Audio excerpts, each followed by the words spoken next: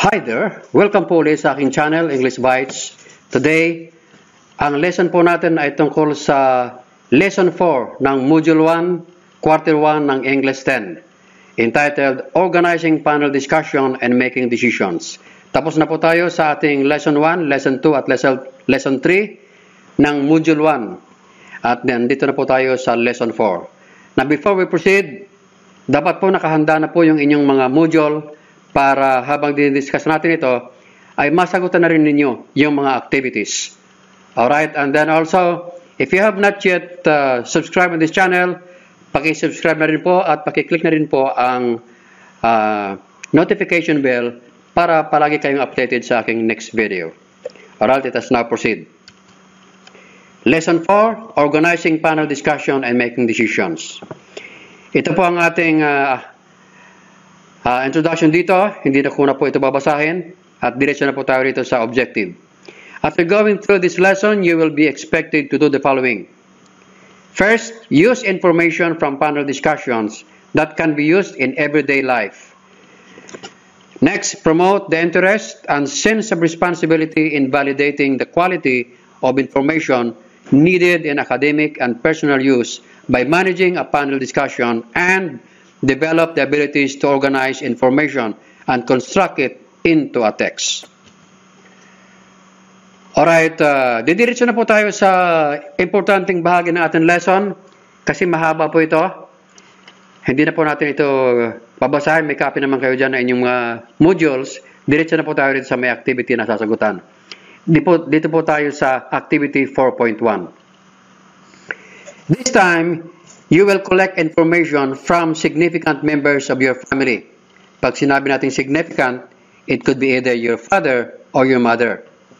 On the issue about parental capacity in teaching distance learning. Tatanungin niyo rito ang inyong mga parents tungkol sa kanilang kakayahan na magturo dito sa distance learning. Interview the members about their stand on the issue. Now,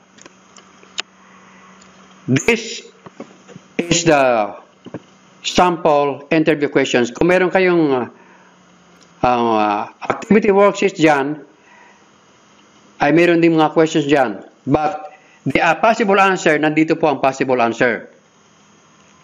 Say for example, are you a working mother? Can you promise to teach your kids properly? Alright. Siyempre, kung ang parent mo o mother mo ay working mother, nasa opisina siya kung araw, ang sagot niya ay maaaring ganito. I am a working mother, and because of my work, I cannot promise to teach my kids properly. Another question. What would you say if somebody tells you that your strategy in teaching your kids is wrong?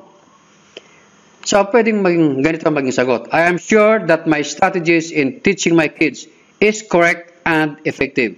This is quite true if your parent is professional. Say for example, teacher ang parent mo o kaya professional, nagtatrabaho sa mga opisina.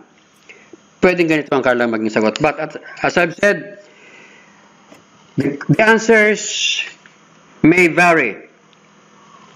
It is always, it depends on your parents, of course.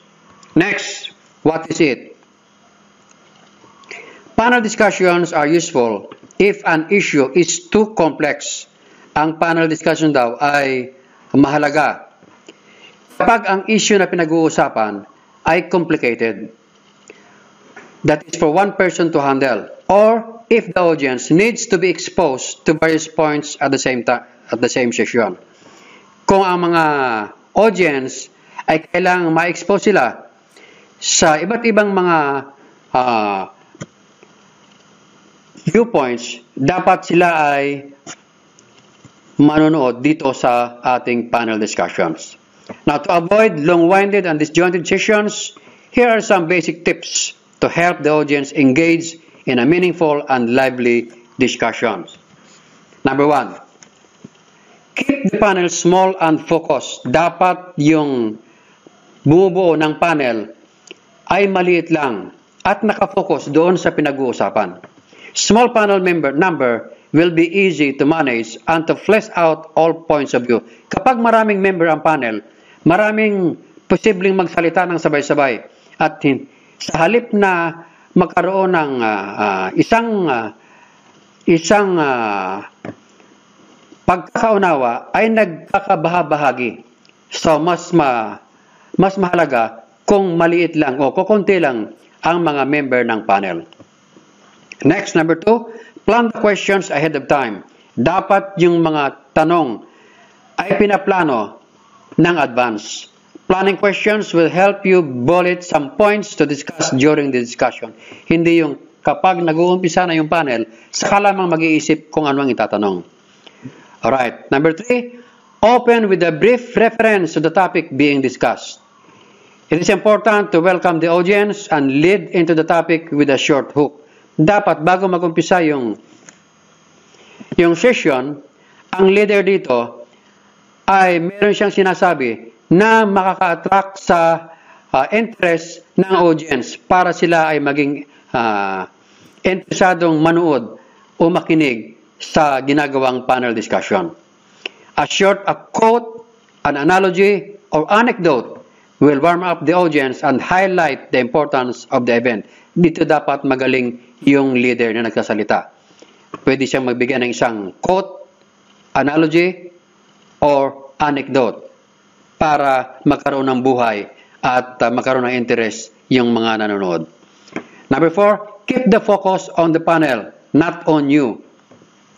If you are the leader, dapat nakafocus doon sa buong panel ang atensyon ng audience, hindi doon sa leader. Now, maintain an appropriate tone. Huwag sisigaw na parang nagagalit. Keep people on task. Ito dapat ginagawa ng kinokontrol ng leader. And ensure everyone gets ample time to present his or her point of view. Dapat lahat ng member ay binibigyan ng tamang panahon sa pagsasalita. At huwag basta-basta papayagan yung ibang member na magsalita kahit hindi pa tapos yung sinasabi ng isang panel member. Alright, number 5, prepare your cut-off phrases ahead of time. Having some pre-planned cut-off phrases will help filter the long-winded rumble of topics. Dapat merong nakahandang mga cut-off phrases para makontrol yung haba ng oras ng sinasabi ng isang panel member. Using this tactic will keep the discussion focused and on time. Okay. Activity 4.2. Imagine you are one of the classroom officers and you need to address the issue on imposing fines for not wearing school uniform. Now you are going to construct 3 to 5 statements about the problem, about how you will help you manage the decision regarding the certain issue. Gagawa kayo rito ng 3 to 5 statements or sentences tungkol sa issue na pinag-uusapan.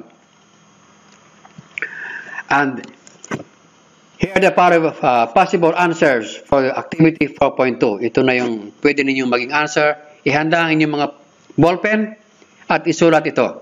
So number 1, students should be allowed to wear type A or type B uniform from Monday to Friday. Pwede rin yung i-revise ito. And then, wearing civilian clothes should not be allowed. Number 3, white t-shirts with large prints should not be allowed also. And then, PE uniform should be worn only during PE time. And proper wearing of uniform should be observed at all times. Ito yung mga posibleng answer dito sa activity 4.2. Wala ito dyan sa module ninyo. So, pwede ninyong kopyahin ito. But, I'm advising you to just try to rephrase these sentences. Ito ay suggestions ko lang. Okay. Next. What I have learned. Now, for activity 4.3, you are going to fill in the blanks with the correct answer to complete the sentence. Write your answers on your activity sheets. Now, number 1, a blank is like a meeting or convention that addresses certain issues or problems with a group of people. Ano ba ito? Kapag nag-meeting ang number of people para pag-usapan yung certain issue, yung pinag-usapan natin kanina, The answer here is panel discussion. Number 2, a blank needs to have a broad perspective and viewpoint. Point of view to discuss a certain issue. Ano ba ito? A blank needs to have a broad perspective and point of view to discuss a certain issue. Ito ay panel member. Next, a panel should be small and blank so that it would be easy to understand. Small and ano ito?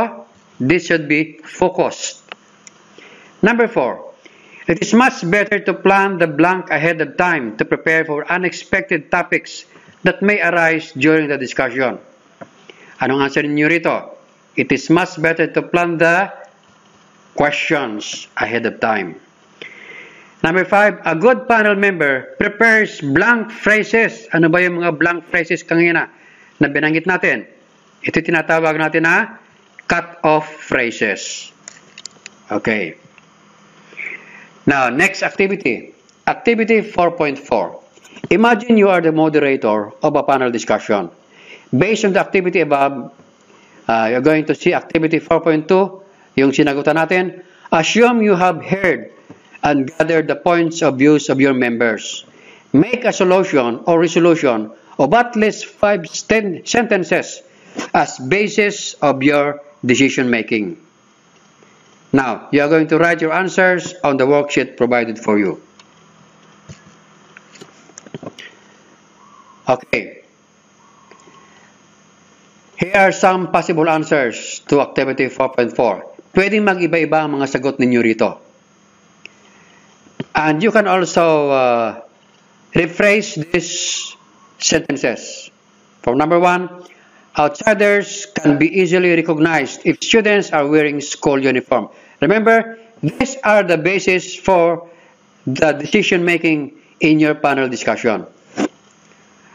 Number 2, competition of fancy clothes can be avoided if students are in school uniform. Number 3, parents can avoid unnecessary expenditures if students are wearing uniforms. Number 4, students' identity can be easily recognized through their school uniform. And number 5, discrimination can be avoided by means of enforcing wearing of school uniform. Okay. Now, proceed na tayo sa assessment. Now, match column A with column B by writing the letter of the correct answer on the answer sheet provided for you. If you have no answer sheet, pwedeng sa separate sheet of paper ninyo isulat ang sagot. Now, lead. Ano ba itong lead? Okay. Lead is the answers to the questions who, what, where, when, why, and how. So the answer is letter E. So number 2, headline. Headline is the title of the news article. How about news article? News article can be found in the newspaper. And number 4, what is news report? News report is the news information about current events. And factual, of course, ito na yung natira natin, ay itong letter A, relating to facts based on evidence and research. Now, let us proceed to number 6. Read the following questions and write the letter of the correct answer in the answer sheet provided for you. Number 6, which of the following questions answers the specific purpose in persuasive speech? Alin ba rito? Okay. Ang ating keyword dito ay itong word na convince. So, our correct answer is letter A. What are you trying to convince the audience to do? Number 7, the purpose of this type of speech is to convince people or change people in some way to start doing something para magkumbinsi ng tao. So, the correct answer is persuasive. To persuade or to convince. Number 8, the purpose of this type of speech teaches you something that includes a demonstration of how to do a thing. Paano gawin ang isang bagay.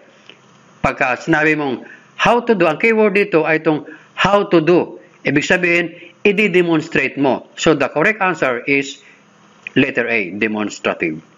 Number 9. The purpose of this type of speech provides interesting and useful information to the audience. It provides interesting and useful information. So ang keyword natin dito ay itong information. So the correct answer is letter C, informative, because of the word information. Number 10, how to bake a cake is a topic that can be used for what type of speech? Itong how to, ito ang answer dito sa pag ikaw ay nagpapakita kung paano gawin ang isang bagay. At pag sinabing paano gawin ang isang bagay, ikaw ay nagdi-demonstrate. So it is letter A, demonstrative. Okay, number 11. It is a type of informative talk that helps the speaker create an accurate mental picture in the mind of an audience regarding a person, place, or thing. Gumagawa ng accurate mental picture. So, this is descriptive. Nagdi-describe, naglalarawan ng picture. Okay. Number 12. It is a type of informative talk that explains a state or a thing or phenomenon. So, ito ay nagpapaliwanag ng isang bagay. Okay, so this is letter B, explanatory. And number 13. The following are the tips to help the audience engage in a meaningful and lively discussion, except one. Alin ba rito? Plan the questions ahead of time. Keep the panel small and focused. Keep the focus on your opinion. Prepare cut-off phrases ahead of time. The correct answer is keep on focus on your opinion. Ito lamang ang hindi kasali rito sa mga tips to help the audience engage in a meaningful and lively discussion. Ang panel member ay hindi dapat nakafocus sa sarili niyang opinion. Kasi pagka ganon, ay hindi maganda ang kalalabasan ng panel discussion. Dapat broad-minded ka at pinapakinggan ang opinion ng iba. So ito ang hindi kasali. So ito ang tama. Number 14. It is useful if an issue, number 14, it is useful if an issue is too complex for one person to handle and the audience needs to be exposed on various viewpoints of the same position. Here the correct answer is letter D, panel discussion. Ito ang ginagawa kapag gustong malaman o kapag ang isang topic ay too complex, masyadong complicated para lamang sa isang taong panghawakan ito. So, dapat dito ay panel discussion ang maggagawa nito. And number 15, the following are characteristics of panel member except one. Ito ang hindi lamang kasali itong opinionated. Kasi hindi dapat maging opinionated ang isang panel member. Dapat broad-minded siya, focused at task-oriented. Hindi siya dapat maging opinionated. Alright? Thank you very much for watching. My next video for English 10 is Quarter 1, Module 2, Lesson 1. Advanced Organizers, Venn Diagram, and Cause and Effect Diagram. See you again on my next video.